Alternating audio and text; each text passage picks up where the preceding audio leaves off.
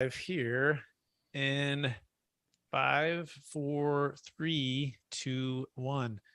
Welcome to another episode of the Capital Gains Tax Solutions podcast, where we believe most high net worth individuals and those who help them, they struggle with clarifying their capital gains tax deferral options. Not having a clear plan is the enemy, and using a proven tax deferral strategy such as the deferred sales trust is an amazing way for you to create and preserve more wealth when you go to exit highly appreciated cryptocurrency businesses, real estate, also saving a failed 1031 exchange.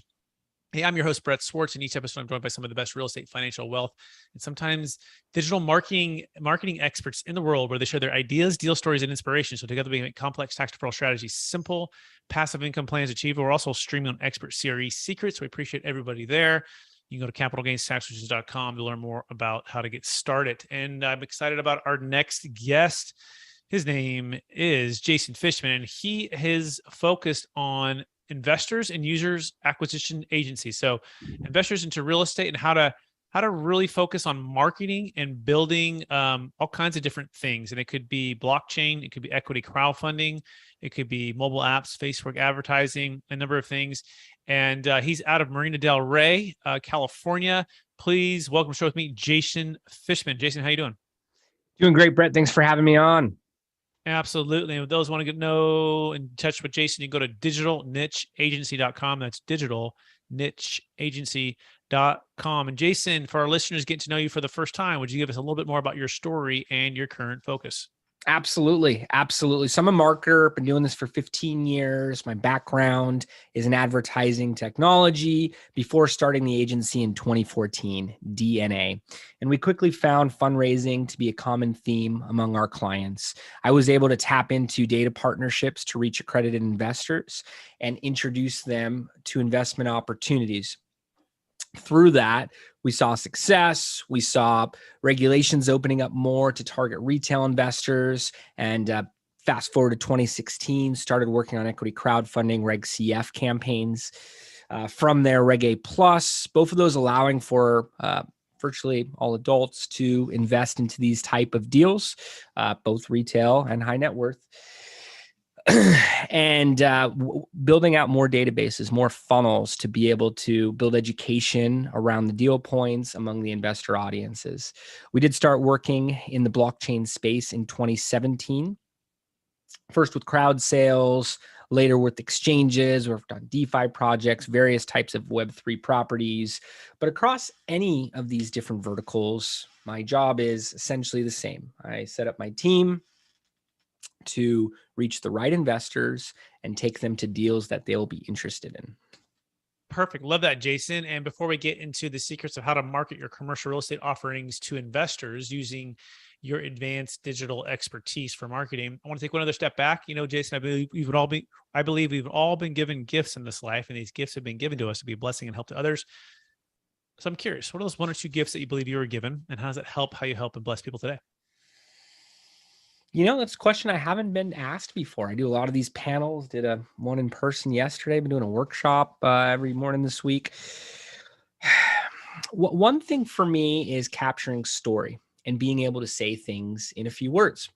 I follow a model called the 313 method from Ryan Folan, big TEDx speaker, where you break down what you do into 3 words. But I've always been able to do that to an extent. The next piece is the transfer of energy, excitement, getting people interested in things that will actually benefit them. So being able to talk about these deals, being able to look at them in an enrolling way. I have a podcast of my own. Forgot to mention that in my bio. It's called Test, Optimize, Scale. Just came out with episode 85. And being able to do a similar thing to this, where we're capturing others' story and build excitement around it. I think those are definitely gifts of mine. If I was to add a third, it's just an overall thirst for life. So whether that means travel, exploring different golf courses, just did a Sandpiper in Santa Barbara over the weekend. I get 20 to 30 days a year snowboarding. I really try to bring friends, family, clients, partners into these different adventures together. And that's just led to good things across the board. Excellent. So we got capturing story, take out the 313 method, a little bonus there for you guys. Yes. Number 2, transfer of energy, being able to help people build excitement around maybe something or something new. And number 3, thirst for life. Is that a good summary, Jason? That is it. Awesome. Let's dive right into the topic at hand, how to market commercial real estate offerings to investors. So, Jason, what's the number one secret to doing that?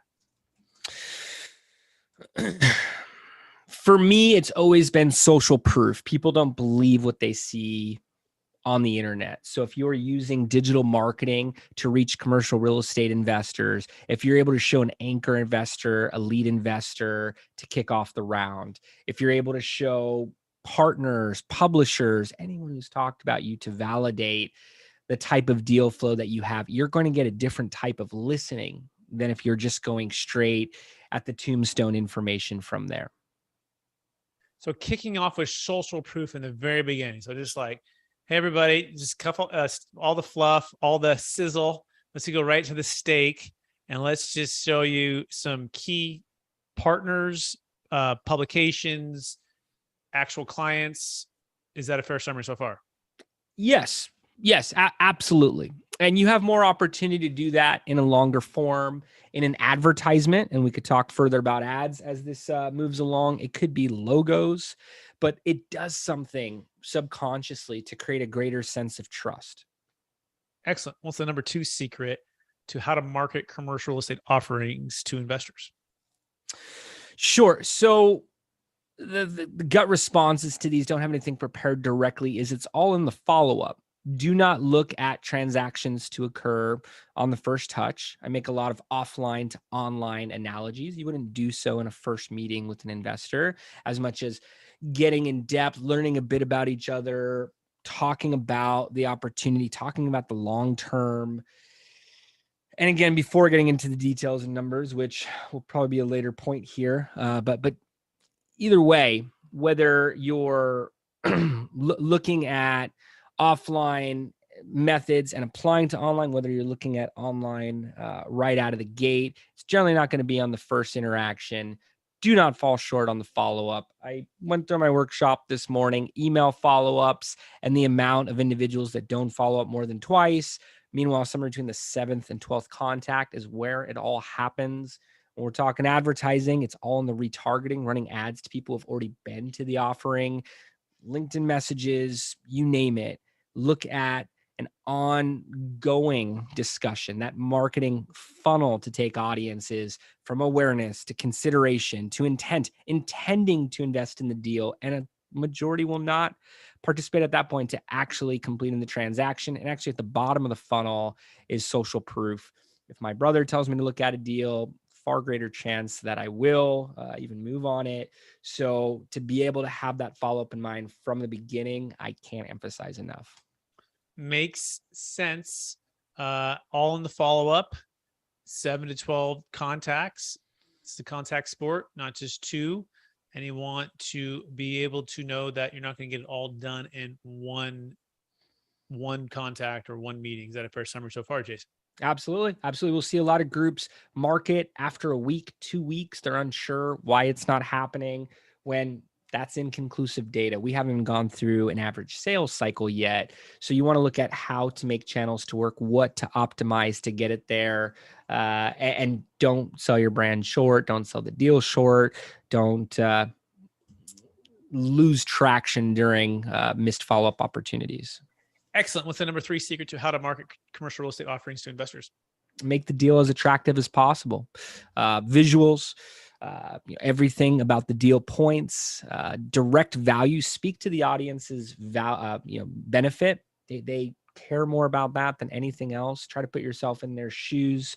I recommend doing a thorough strategy and having a competitor marketing audit in there. Be familiar with the other deals that they may be presented with.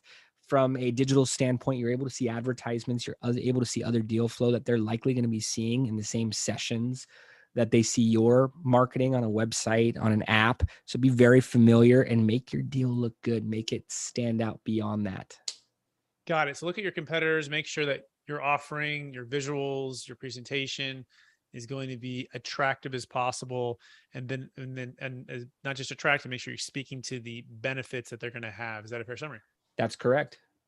What is the number 4 secret to how to market commercial real estate offerings to investors? Sure. Sure. So I started touching on strategy there. I'd actually like to go back to that because that's where all good campaigns come from. It's less of a sense of, hey, let's try this one thing, see if it works. If we don't gauge immediate performance, we're stopping it. There's a model I've built called the 8-point plan, written about in Forbes. They had workshops just on this. I was mentioning competitor audit. That's number 2. You want to get a firm sense of what else is going on between the investor and the market, how you're entering those conversations. From there, you can map out audiences, marketing channels, the messaging and visuals that are going to go into each channel, strategic partnership opportunities that can fast track this, and most importantly, projections in an algorithm, impressions, clicks, and conversions. How many times something's going to be seen, how much traffic it's going to produce, how many conversions, whether that's a lead, lower funnel conversions lead to investment that you're anticipating to see based on industry average conversion rates, performance rates all the way through for each channel. So you could identify key drivers, scale up what's working, intentionally ramp up the amount of leads, the amount of investors you're getting once you're seeing those pockets of performance. Alternatively, if a channel is under delivering, you're able to pinpoint where in the performance cycle to focus, where you need to enhance and get a better result, a better response. So aligning on all of this with whoever you're working with on it, whether it's an in-house marketer, even if whether it's what you're doing on your own and you're just whiteboarding it out and looking to see what you're going to measure. The only way to measure is with numbers. Have that algorithm broken down, start there, look at it long term, as we've mentioned. You wouldn't believe how many groups, even at the high level, skip these steps. It probably sounds similar to, outreach. I've heard real estate examples that are door to door, picking up the phone, cold email, LinkedIn, what have you. How many messages do you need to get out there? How many responses are you looking for? How many calls are you projecting for that to be set up? Later level conversions to the point of investment. Digital, very similar. Again, the offline online analogy just allows for more scale, allows for more refinement for the message all along the way too. Excellent. Let's talk about YouTube ads. I'm just kind of curious. I mean, I've looked at a strategy of making a video where you get a call to action for someone to go somewhere. And as long as it goes over a certain second point, like it doesn't even cost you anything. Like it could be like something like that. And or talk about the paid YouTube ads. Just let's just focus like a laser on YouTube. Because I know advertisement can be expensive, but I still haven't posted one yet, but I'm making some videos for it. And I have a YouTube channel, about 2,000 subscribers. And we're growing a little bit per month, but maybe we can really increase that by more. Absolutely. I watch YouTube most mornings on my TV. I see videos on my mobile device at times. You can target by device. Not clicking through anything on my TV. There's a chance I will on my phone, but it's more of a tool for awareness. It can be great mid-funnel, by the way. Someone's already been to your site. They've seen the deal, whatever it may be.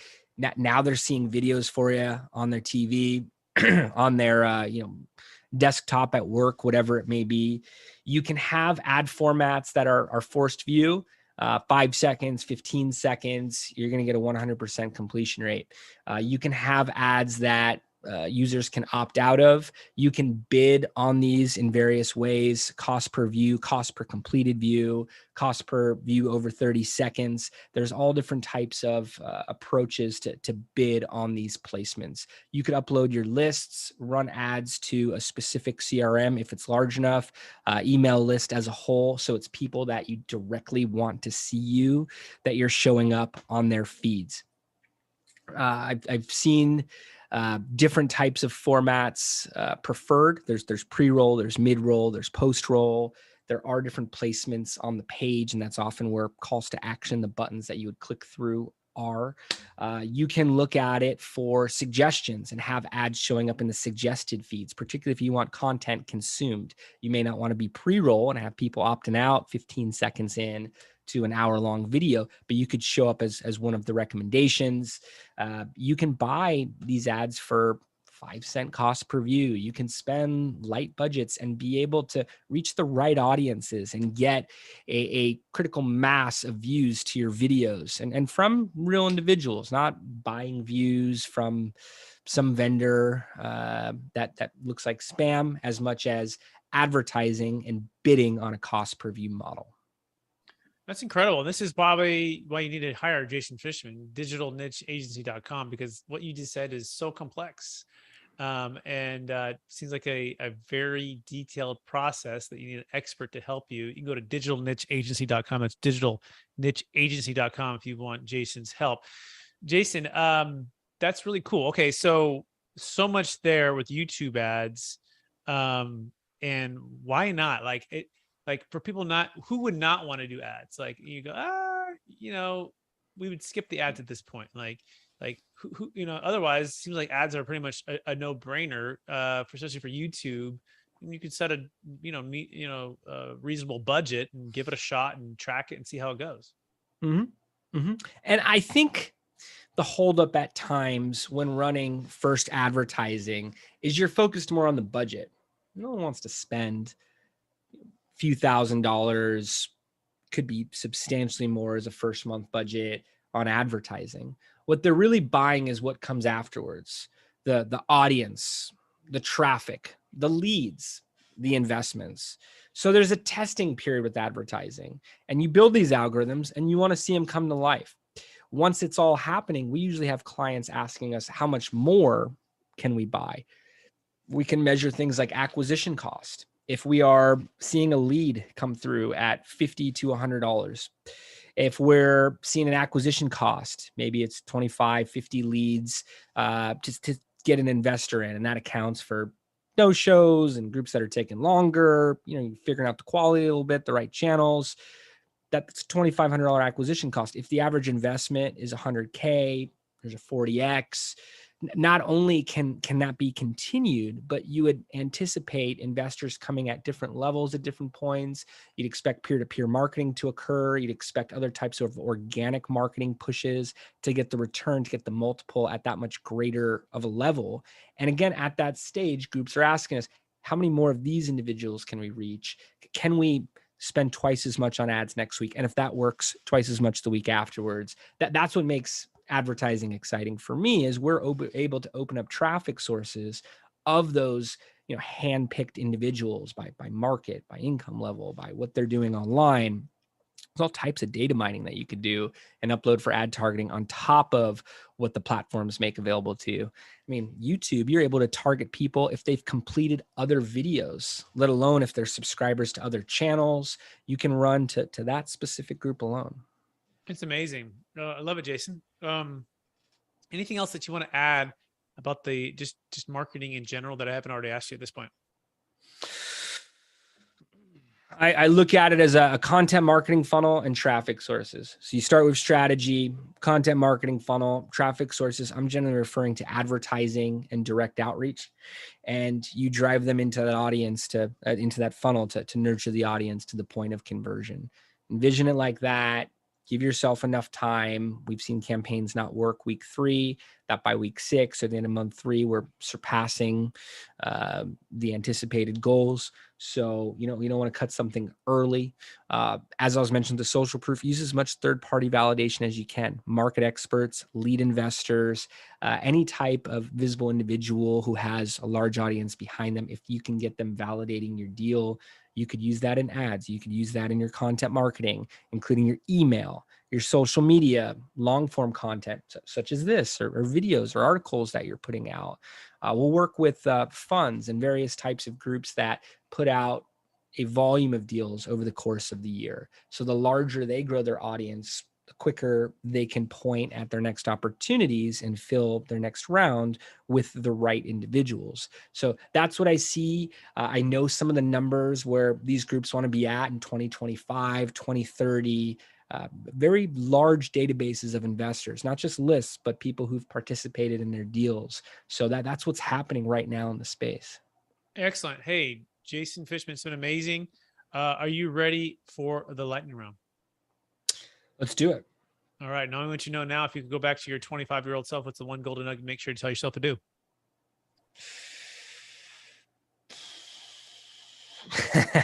I'll tell you, it's something my uncle told me when I was 18. Invest in more real estate.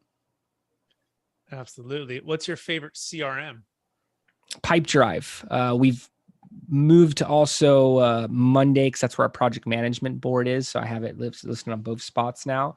You could look at a project management platform like Monday or Notion, but straight CRM. Big fan of the simplicity and gamification of Pipedrive. Excellent. Favorite social media platform? I'm on Instagram daily, scrolling through on an individual level. Business for LinkedIn, and that's my most active channel, my largest audience, as well as YouTube for the distribution of my content and consumption. Would be a blend of those three. Favorite leadership quote that you strive to live by? Leadership quote? Or theme. It could be a theme too. It doesn't have to be an exact quote. You know, there's so many different quotes that I use. It's hard to tell which ones are leadership itself, but I'll pull one from Tony Robbins, where he looks at success being, failure and success being 2 degrees apart. You hit a golf club 2 degrees off, you can end up in the woods. You're taking off from an airport 2 degrees off from your location. It's slight shifts, and you can be at your actual goal. So I'm looking productively. Good marketing requires good problem solving. You could have a down month, have to move things up on what can be managed to the point of effectiveness. So good. What are you most curious about right now? Most curious about? Unanswerable curiosity about, I think, along any real estate investor, where the market's going from here, what 2023 will look like. Yeah, that's good. We don't know. That's a great point. I'm curious about that too. What book have you recommended the most or gifted the most in the past year? The E-Myth over time, not just this year, since 2014, it's the entrepreneurial myth. And it's the difference from being self-employed or an actual entrepreneur, and about creating models that are ultimately franchisable, not to franchise, but so that they are working without you. They can be replicated, scaled, expanded, and that success can be at higher levels. So I've learned a lot from that book. I share it. I bought it for many people. Last question, Jason. If all your success helping all the people you've helped, how do you stay centered in your values, and how do you stay encouraged to charge forward to reach new heights?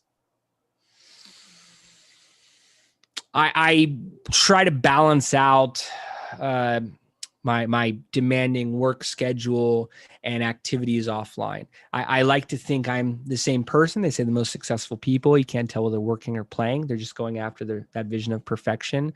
But I try to detach from my phone nighttime, good majority of the weekend, unless something's set up. And that keeps me grounded. That keeps me refreshed. That gets me excited to wake up Monday morning and recharged, regardless the amount of obstacles or volume of deals we're working on at that moment. It to me has been that refresher. Jason Fishman, I want to thank you for being on the show. I want to encourage you to keep using your gifts of capturing story, transferring of energy, and thirst for life to help people with, create an amazing business and grow their business with marketing and all the expertise that you bring to the table. That being said, if people want to get in touch with you, Jason, would you remind them one last time what's the best place for them to find you? My website and/or LinkedIn, Jason Fishman on LinkedIn. Befriend me, send me an invitation. I will respond. Would be happy to set up a call, welcome a warm marketing discussion at any point. Excellent. And also digitalnicheagency.com is his other place too, if you want to check them out there. Hey, everyone. Thank you so much for listening to another part of the another episode of the Capital Gains Tax Solutions podcast, where we believe most high net worth individuals and those who help them, they struggle with clarifying their capital gains tax deferral options. Also sometimes struggle with their digital marketing, options and strategy and YouTube and ads and all this stuff. And, hiring a team of experts to help you either exit highly appreciated assets, or a team like Jason and his team to help you grow your business marketing wise is a great way to create more wealth, to grow your business. And so you can check out Jason, like I said, at his website, digitalnicheagency.com. And if you want to learn more about the deferred sales trust and start your exit plan today, we have a free ebook you can download. by going to capitalgainstaxsolutions.com. That's capitalgainstaxsolutions.com. We also have a free mastermind. Love for you to join. It's like a masterclass mastermind every Friday at 10 a.m. Pacific Standard Time, 1 p.m. Eastern. Everyone is invited. You can go to capitalgainstaxsolutions.com to register for that. And also appreciate everyone listening to us on Expert CRE Secrets. Appreciate you out there. Please rate, review, subscribe. Please like the video if you're watching this on YouTube. Please, any support you can provide, we so appreciate that. And look for the new book that's coming out, by the way. It's called Building a Tax Deferred Exit Strategy. And we have some really smart people like Kevin Harrington from Shark Tank, financial advisors, commercial real estate experts. I have a few chapters in there as well, talking about how to do that, how to build and exit an asset in a way that makes a lot of sense tax-wise and wealth-wise. We so appreciate everyone out there.